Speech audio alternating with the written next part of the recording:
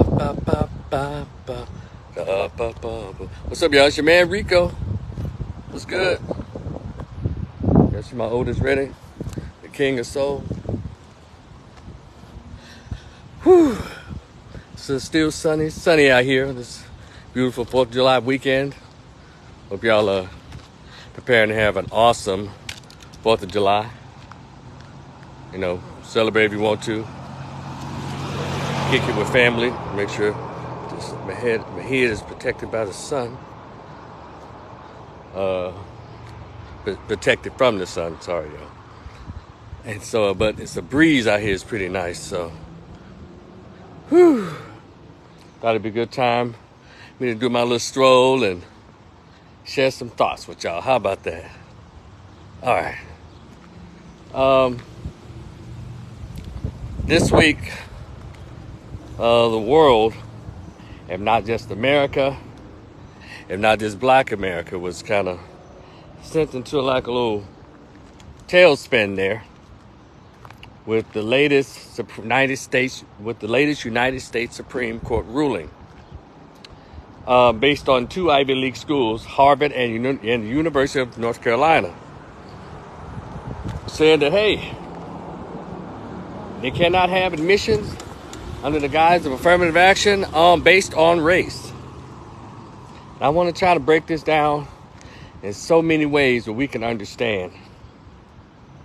There's one thing that was said to us 50, 60 years ago, probably longer than that, 70, 80 years ago.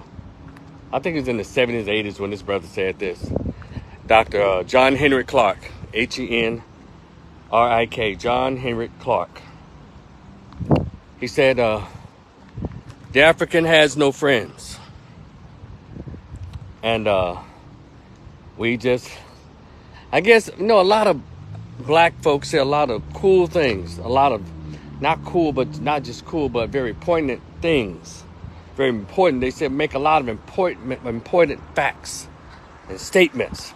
But we just kind of breeze over them, and then later on, after they die or whatever, we just start using them as quotes that we want to throw out when it's convenient. But when those men and women who we celebrate now, when they were on the battlefield, in academia, in politics, the real soldiers for our people, they're out there fighting for us to even have what is called a human or humane existence in this country. And some of them even suggest that we get the hell out of here. They weren't just talking for their health. Dr. John Henry Clark, Dr. Amos Wilson, Franz Fanon, James Baldwin, and the list goes on of the scholars of academia. Even Carter G. Woodson wrote that book, Miseducation of the Negro. And then those people were really going through it, trying to educate us what was going on then and what was to come. And most importantly, they were trying to get us, even 100 years ago, you're the only one who can save you. You're the only one who can protect you. If you don't stand up for you, who will? We have no friends. But, some people fell for the okie doke, right? And started believing that we had friends. What would Black people call them? Black people call them allies. Yeah, right. And you say, well, Rico, what does it have to do with affirmative action and the Supreme Court decision? Well, it has a lot to do with us being hard-headed and not believing in our own race. Brother Elijah Muhammad said about 70 years ago, the Negro has tried everything to get invited or accepted into the White House, or into white society. He said, we've kneeled in, we've prayed in, we've slept in, we've done everything other than one thing that's more powerful than an atomic bomb. That is Black unity.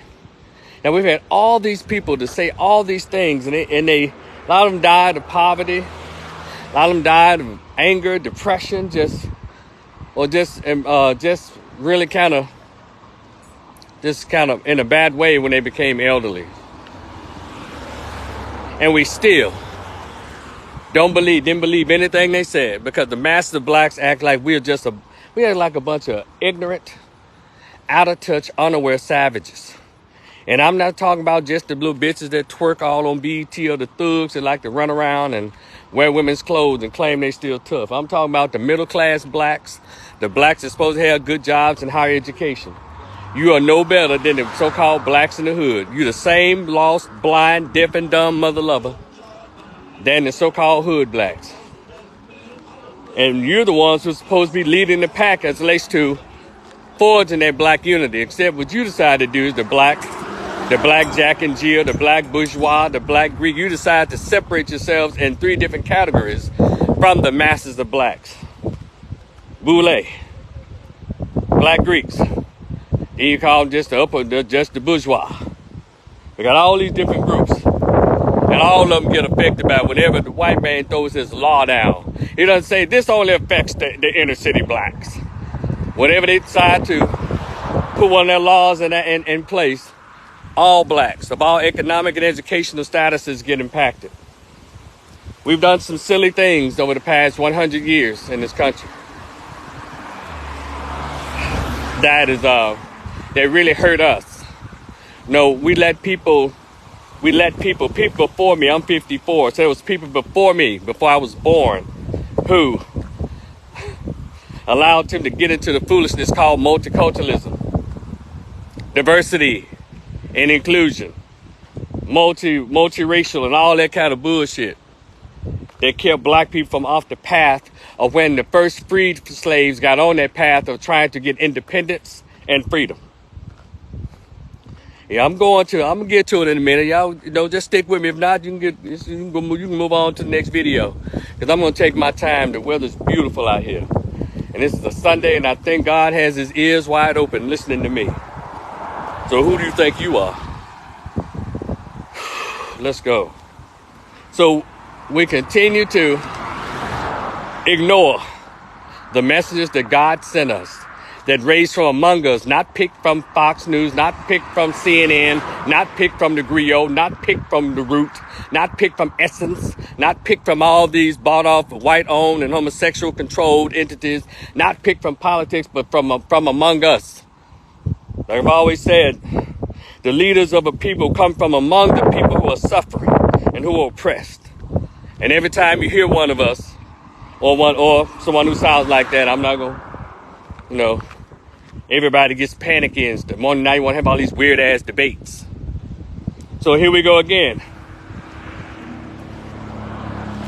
We've allowed white folks to determine our race, our sustainability in this country. We've allowed our need to be accepted, our desire to be around them, to be held hostage and divvied out at will or taken away at will. Because can't nobody ever answer me when I ask, if we are full Americans, a lot of you ignore that 3/5 things, but no, that's been amended. That ain't true. That's not true. The Willie Lynch letter ain't true. No, we ain't just 3/5 of human beings no more. That's been amended. Okay.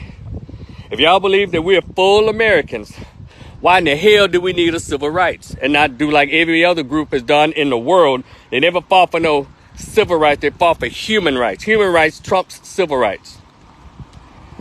But the two groups that fought for civil rights because it meant integration, it meant being next to white folks, it meant being next to them in their restaurants, in their bedrooms, in their colleges, black gays and black Greeks. Y'all can get sick of me saying it, but y'all gonna normalize it, because you're gonna do the research like I did. I'm not pulling this stuff out of my ass. I'm putting out the same books that you don't want to read. I'm putting from the same articles on the internet that you scroll past. But I stop and I read them. Hell, I've been reading this since I was 18, 19 years old. I'm 54 now. I've been listening to our scholars since then. And so black gays and black Greeks are the ones who were head of and they created the civil rights movement, starting back in the 1930s with Roy Wilkinson, who's an alpha, and the rest of them, the Negroes. Instead of them jumping on with Marcus Garvey, talking about the boule and the Greek and the homosexual, no, nah. Just let us get a job, and the white racism, and we's be fine. And that's how we did it. So that's how Dr. King was birthed. From the black Greeks and the black bourgeois, black boule, black gays. They want job positions under white supremacy, white racism, instead of them using their platform and their voices to fight for freedom and independence and autonomy, like every group experiences in this country, even brand new immigrants. But black people still under the thumbs of white racists. Here we go. Of the white racist system. And I'm not saying like the system gonna change, it's not, but you don't have to participate in it like a Du Bois, they say in the hood. Or a doofus, pick me. So we instead of just fighting like men and women, and you just let them, already dying for trying to be a pick me. How about you dying like instead of trying to be free? Hell. So the Supreme Court came down with this ruling knocking down affirmative action. If we go back and look at the history of affirmative action, there was a bunch of bullshit in the first place. Instead of just suing for reparations, instead of just suing for the taxes, what's called taxation without representation that happened during the 100 years of Jim Crow, you making people, you can't sit here, you can't drink from this water fountain, you can't sit in front of a bus, all this shit we were paying taxes for. And this country told us we couldn't utilize it. That's what we should have been suing for, not creating no goddamn affirmative action. And guess what? And when they created it, in the first 5 years, I think maybe a few blacks got in some white spaces in corporate America and all this, and academic America and all of that. But after then, white women, immigrants, foreigners, homosexuals, all of those people just took over the whole affirmative action program. I know straight black men and straight black boys did not benefit from no damn affirmative action unless they single black mama got in on something. But other than that stuff never worked for us. So, I'm going to get to this other piece that's very interesting that y'all fail to realize. When you say, oh, damn, and it's struck down. That's okay. We'll just go to the HBCUs. Put a pin in that. All right. But see, when we keep saying allies and shit, allies. When every time you get a president, they make sure your allies get protection laws passed. Make sure they get extra money for their groups. They get reparations. Even the LGBT in California getting reparations, monthly stipends for being gay. You mentioned anything about being black? Well, that was in the past. Get over that. You're still harping on that. We're moving forward. Those who continue to think about their past, well, they're not really functioning in the future and the present. That's the shit they get to tell us and we buy it. And then we start repeating the same white supremacist talking point to each other. So Asians in 2 weeks got a damn law signed by the guy. Y'all keep voting these Democrats at 90%.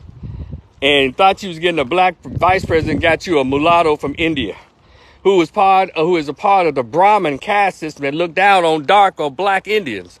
But that's the website that I watched that y'all look past.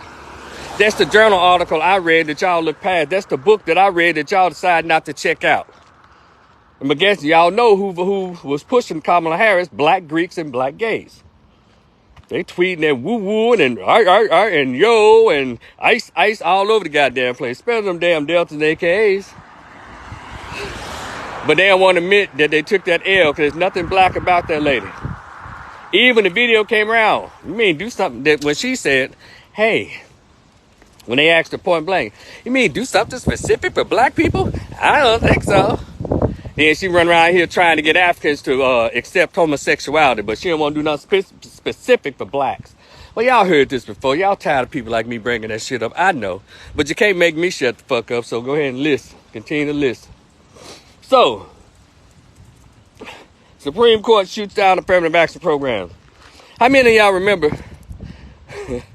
And I found an article back in January of 22. Guess who kicked this thing off? Now, whites already been talking about it. White conservatives already talk crazy about affirmative action.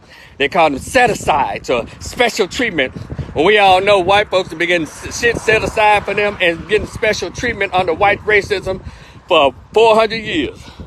But then you got these immigrant groups that join in with white folks. You mean what y'all call your black and brown, Hispanics, Latinos, Asians, people from India, all the other groups. They refer to you as getting set-asides while they received set-asides. But all right, I don't know what the fuck I'm talking about. Rico, you're divisive. You polarizing the people.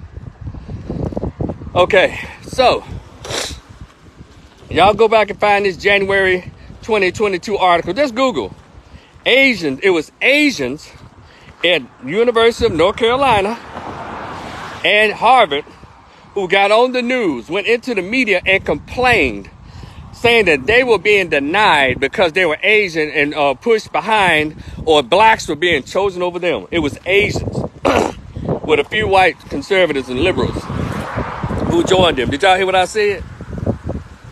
It was Asians who kicked this off, and they're the ones who set out the lawsuits. They got attorneys, and sent in a state lawsuit that made it to the Supreme Court. And that's the decision y'all got because it was triggered off by Asians. But y'all won't hear me. I don't know what I'm talking about.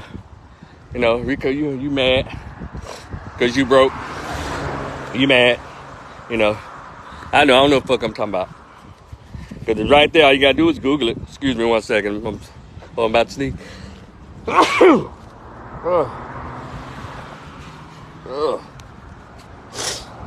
Y'all hear me?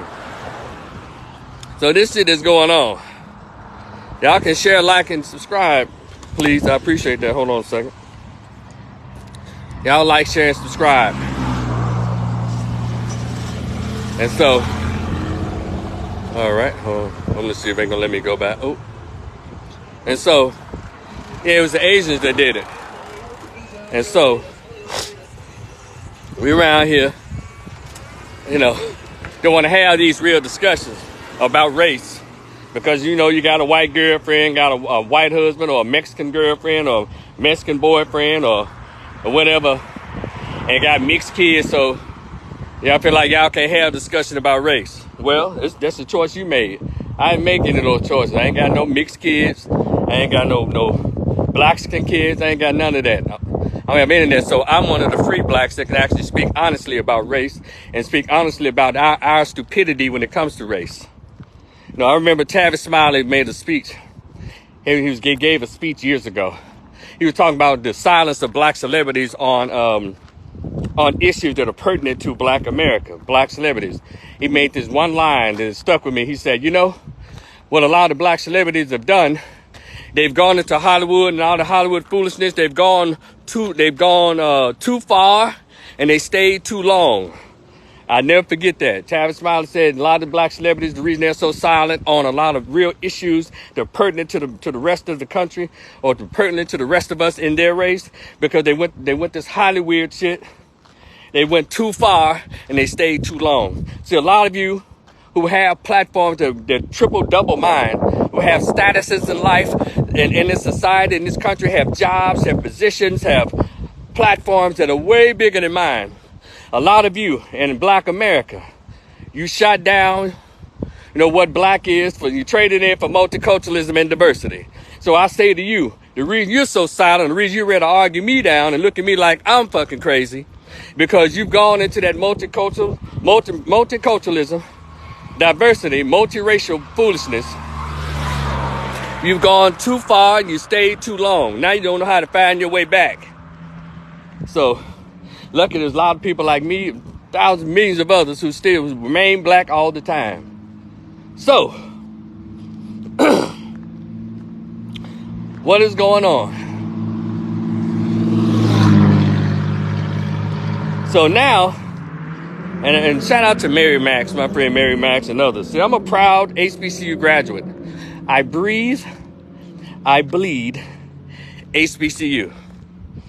And y'all know, if y'all been on my page, my Facebook page, Rico the Opinionist, or been on my YouTube channel, Rico the Opinionist, anywhere, y'all know I've always shot up the deuces for HBCUs. Always. Especially my beloved, my dear old Grambling State University. Every time I breathe, I make sure I mention it at least once a week. to myself or to somebody else, some kind of way I mentioned Grambling. And I remember, and I've written several articles on my Facebook page and comments about, yeah, I understand why HBCUs are closing. But hell, because black people don't even send their own kids. And whenever I made a comment like that, you got about 30 to 50 Negroes where, that's not where my son wanted to go. Well, I can't make my daughter don't go where she don't want to go. All that shit, but it's very interesting. Somehow it's an easy concept for me. Because it's funny that you graduate from an HBCU, you into corporate America, you went on to bigger and brighter things based on the foundation of your HBCU experience, but all of a sudden, you didn't press upon your child. If you got 3 kids, at least 2 of them didn't go to HBCU or went to your school. That shit ain't by accident. Yeah, it's like how people do the black community. You get what you can out of it, then when you're done with it, you just move on like it ain't shit and act like you never, ever kicked it at HBCU. You'll come to the homecomings and shit, but we have a lot of famous blacks that went to Grambling and HBCUs. Now, only ones that seem to claim their university out loud and universally, those who went to Howard and Spelman and Morehouse. But a lot of the Grambling graduates, we got motherfuckers who've gone beyond, and they don't never mention Grambling. Right? They don't.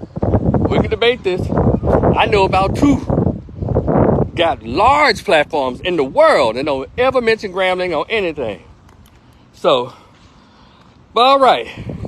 And I say that, and then I say, HBCUs are this. Then you got these motherfucking sports analysts that went to black colleges and know everything. Well, you want to get your kid, if they're playing sports, well, you don't want to see your kid to D1 or, well, I don't know, I ain't know the damn thing. Whatever the conferences that mean mostly white. Well, I want my boy to be seen on the football team. HBCUs don't do this. And we got a whole history of HBCUs producing NFL players and baseball players, professional. But somehow, these so-called sports fanatics in my race, the black men, they forget all that because they want their son and daughter to go to UCLA, want them to go to Tulane, want them to go to Baylor, instead of Texas Southern, instead of Prairie View, instead of Grambling. Oh, yeah. So, the white man is ice has always been colder to a lot of y'all. Y'all heard that term before, right? The white man's ice has always been colder to a lot of y'all with y'all kids. That's why I say HBCUs have no business needing students, and ain't nothing but 100 of them.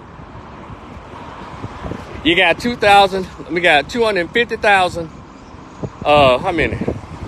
250,000. What is it? 239,000 plus black kids that go to HBCU. About 2.5 million of them go to white schools. Let me say this again. Hold on a second. What's up, brother? About 2.5 million of them go to white colleges. That doesn't make any sense. So, we got all these excuses, but now, Supreme Court said that they're going to stop they've discontinued affirmative action programs at Harvard and University of North Carolina. Y'all know this is going to spread across the country, right? All these big white schools. And by the way, like the degree at the other, like the white schools are any better than at Grambling, the Southern, or Jackson State, Mississippi, Alcorn, Tougaloo, Lemoyne, Owen, Paul Quinn, Prairie View, Texas Southern, like it's Hampton, like it's Elizabeth City State, like it's gonna be better than any HBCU. A lot of us who have HBCU masters and bachelor's and master's degrees, a lot of us are the goddamn supervisors of those who went to these big PWIs. They'll let you know it doesn't matter. But it matters what's in your head, what you think about your school. So now all of a sudden, on some level politically, the white man told you, nah, we don't want you there, or we're not picking you based on you being black no more. So now, it was an amazing week for me to see this shit. And also, I'm not, all I heard in my own brain was, Rico, you can tell them I told you so. But no, you have to let Negroes learn on their own. Now, all of a sudden, and all the black HBCU groups and shit, all these people, well, Harvard and Yale and UNC, if you don't want our black scholars, I know at least 100 HBCUs who do. We wanted them before y'all decided to send y'all kid to Harvard and Yale. And some of those black folks who are celebrities from Grambling, a lot of their kids went to Harvard and Yale. Come on, somebody. And so now, the Supreme Court has said no, so now you want to run back home. Y'all know how y'all do when black men date a white woman and the white woman turn them out, like the way y'all was handling Jonathan Major? Well, see, you messing that white girl. Now you trying to come on back home with the sisters when they went to court with Megan Good. Now you trying to come back home. That's what y'all do. Y'all go over there and be with the white women.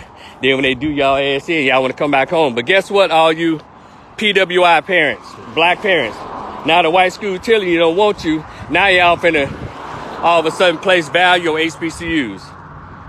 You know, I'm not going to let that go unchecked. Say what the fuck you want to say. I don't care to hear it. I've heard it all. But I know what I said. I know what I saw. And I see what I'm seeing. I know what I'm seeing. Now you want to say, yeah, HBCU enrollment's finna go up now. Why the fuck they go down in the first place? We got 40 million black folks in the country. And 100. And we used to have at least 300 HBCUs. And it wasn't about no goddamn presidential funding and none of that. It was about attendance. Hell, if 40 million black people can't send at least 5 million black kids to 100 black colleges, it don't matter what the fuck they give them from the Department of Education. Because it is those tuitions that keep the students, that keep the campuses open. But we still here playing games. So I'm not upset about what happens. You know, I don't care about them striking down these programs, because they didn't benefit us no way. But I've always thought in my mind, I said, you know, what's going to have to happen is, it was white folks that sold us off and divided us in the first place. This white country is the one going to force us to start dealing with us again. Because y'all remember, when we were segregated, legally segregated, systematically discriminated against, it was the pure law.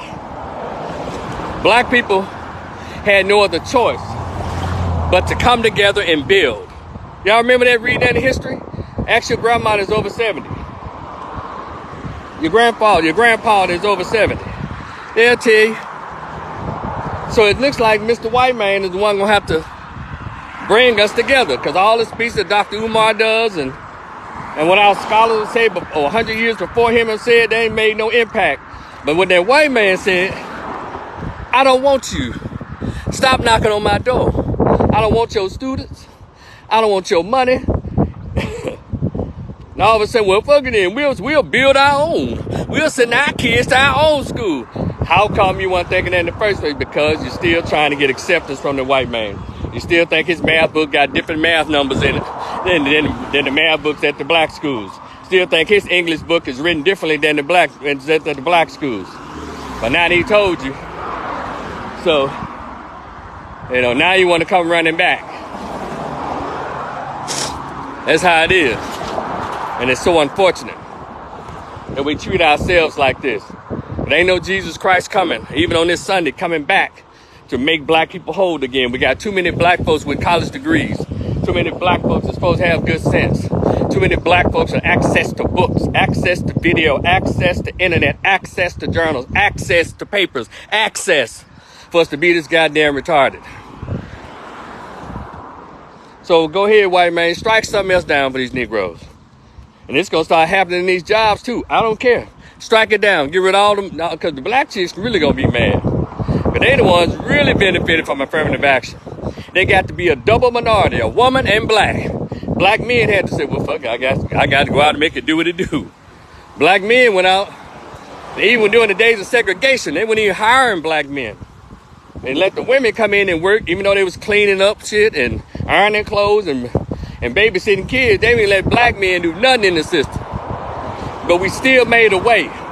So the question becomes, who is affirmative action really, who did affirmative action really benefit? And when they discontinue it, who is affirmative action programs really gonna hurt? Not me. Not as a black man, not as a heterosexual masculine black man. Gay black men got in there somewhere. But not straight black men who are real men about their people. No. So, you know, it ain't gonna hurt the little thugs in the hood, the street blacks. You know, they're never part of the system. They're part of the goddamn streets. So, it's unfortunate that the white man has to take what you thought or an entitlement or a privilege away from you that he gave to you. He didn't fight for it legitimately. The people who legitimately fought for privileges and entitlement, they shot missiles. They shot bow and arrows. They shot goddamn cannons and knives and shit. All we did was shoot off our mouths and pray for the enemy. So they gonna always piss on you. So they ain't gonna do nothing. They ain't gonna do nothing but pray to God and try to soften our hearts. And when they soften our hearts, we'll give them some leftover shit. We ain't gonna respect them. So, you know, it is what it is.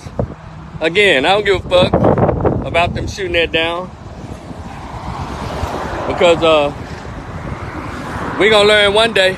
Wow, that's a beautiful breeze right there. We're gonna learn one day that if we don't start building as black people, building with each other, we can always look like sorry ass group of people to immigrants. Because they come up here acting like they got more sense than we have. Even though, yeah, we built the damn country, but we took no ownership of it. And we love to say, well, we built this country. We was here before them. We was here, blah, blah, blah. But yeah, goddamn it, what we got to show for it in our black neighborhoods? What we got to show for it in the marriage rate? What we got to show for it in black kids being born to a mother and a father in a household? What we got to show for it? Nothing. Because we got distracted in this false sense of entitlement and false sense of privilege. That's what happened. And they snatched it right away. Now everybody panicking. What the fuck you panicking for? See, Dr. John Henry Clark? Dr. Claude Anderson is approaching 90 and still trying to tell Negroes. All that shit was nothing. It was that affirmative action programs that was held together by toilet paper. And they got together. Now y'all can debate, well, you know, that was a conservative party that wrote that down. You know what? It was mainly the conservative party that gave a lot of black folks the rights that we think we have in this country. Well, no Democrats giving us shit. The Democratic Party actually thrives on us being poor, independent, and ignorant. And gay, and single mothers. And thugs. So, that's how they benefit off us. You know. But we're going to get it together. It looks like that white man going to have to be the one to show black people what the promised land actually looks like. But anyway, I'm finna enjoy this beautiful breeze out here. Y'all be cool. If I get into some more shades before I shut down, some more shade where I can actually see some comments, I'll read what y'all say. But it don't look like, because I'm walking like Melody in the Waves or Katrina in the Waves. I remember that 80s groups? Because right now, y'all, I'm walking on sunshine. Whoa. I'm walking on sunshine. Whoa. And it feels good. All right now.